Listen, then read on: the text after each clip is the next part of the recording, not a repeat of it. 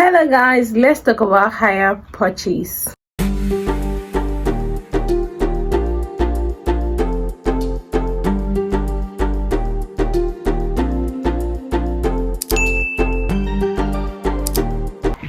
Hello guys, welcome back to my channel. My name is Serena, and if this is your first time of seeing my face, welcome. Today we're going to be doing the City Lawyer series, and today we're going to be looking at hire purchase, the nature of hire purchase, the types of agreements that can be done under hire purchase, and the difference in hire purchase and other forms of agreements. And also we are going to be looking at the obligation of parties in a hire purchase agreement, as well as the capacity of persons who can form a hire purchase agreement. So let's go. So first of all, in Nigeria, the hire purchase law is an aspect of common law. The Hire Purchase Act was first created in 1965, and the essence of it was to make sure that it curbs the inadequacies of the common law as regards to hire purchase agreements. However, it was not just to eradicate the act completely, but basically to curb the inadequacies of the hire purchase agreement. Before we go into the meaning of hire purchase, I'd like to say that hire purchase is different from contracts. Hire purchase is different from sales on credit. Hire purchase is different from loan. Hire purchase is different from mortgage. Hire purchase is different from a conditional sales. So I advise that you do your research on those different aspects to know the difference between hire purchase and the likes, or consult your lawyer. So now, what is the meaning of hire purchase? Hire purchase is a contract of hire, basically, like with the option to purchase it. So you hire it, then later on you purchase if you desire to purchase, so it's optional. So hire purchase basically is just a contract to hire with an option to purchase, under which the owner of the chattel, that's chattel meaning property or item, undertakes to sell it, or that it shall become the property of the hirer conditionally on his making of certain amounts of payment, but until the making of the last payment, no property passes to the hirer. So basically, the idea of hire purchase is that I will give you an option to hire. I will give you a property that you hire. Then when I give you that property that you hire, you can either decide to buy the property from me that is giving it to you, as the me that is giving it to you, you get.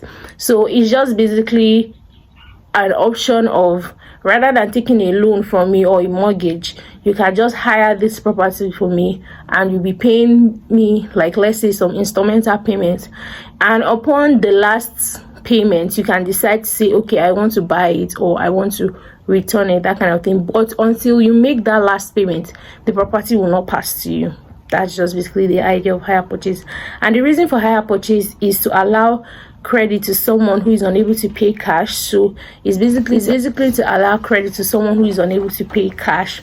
Then the second reason is that it also helps the dealer of a particular good or a manufacturer to provide credit to other people, and also to contribute to the dealer's business. The hire purchase agreement evades money lending. So because of hire purchase agreements, now there will be no need for you to lend money, because rather than lending money, I can give you my products to hire, and when you finish hiring it, you can decide to buy it, or you decide to return it back to the owner. So that's just basically the idea of hire purchase. So now, what is the three main elements of hire purchase agreement? So let's get into the elements. So the three main elements of hire purchase is that a clause by which the owner agrees to let and the hirer agrees to hire the goods. The second element is a clause which empowers the hirer to determine the hiring and return the good. And the third clause is a clause giving the hirer the option or the right to purchase the goods. Of parties in a hire purchase. So who are those people that can form a hire purchase? Everyone can form a hire purchase contract except those that are infants, as regards to the Nigerian law of infants in Nigeria, except they are purchasing necessaries or beneficial contracts.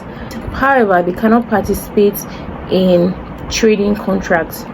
Married women can actually form a contract of hire purchase. However, the rule of contract applies as regards the restraints for married women. So now let's go into the obligations of the parties at hire purchase agreement. So obligations of the parties on hire purchase.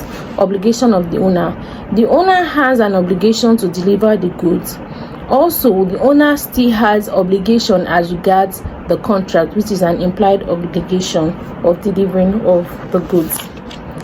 Secondly, there are situations or circumstances where there is remedy in breach of delivery of the goods or acceptance of the delivery. And the remedy, if the owner fails to deliver the goods, the person hiring can sue for specific performance. However, this must not be taken for granted, and where the hirer fails to accept the goods being delivered, the remedy to the owner is an action for breach of contracts, breach of equals to rendering damages. You get. Now, the obligation of the hirer. The obligation of the hirer is to take the delivery, like basically accept the delivery. And when the hirer does not accept the delivery, the owner can actually sue the hirer for not accepting the delivery, and he will be entitled to pay damages.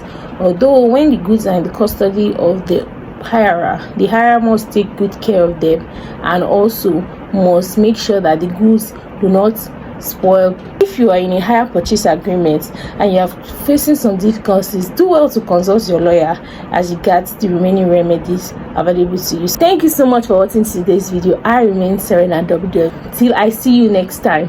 Bye.